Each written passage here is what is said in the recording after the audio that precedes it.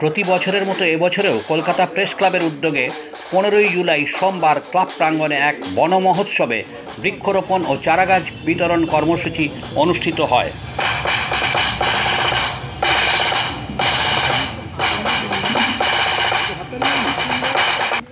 অনুষ্ঠানে উপস্থিত ব্যক্তিদের প্রত্যেককে 2টি করে চারাগাছ উপহার দেওয়া হয়।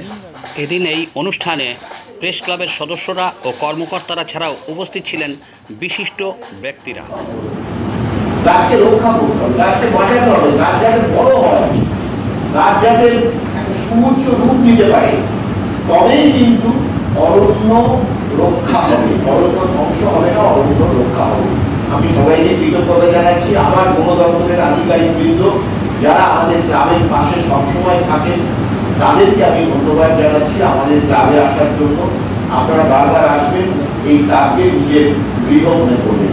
আমাদের ক্লাবের বর্ষিয়ান সাংবাদিক, প্রখ্যাত সাংবাদিক চন্দন নিয়োগী, তার উদ্যোগেই বহুদিন আগে শুরু হয়েছিল আমাদের এই ক্লাবের মধ্যে বনশীলন। আর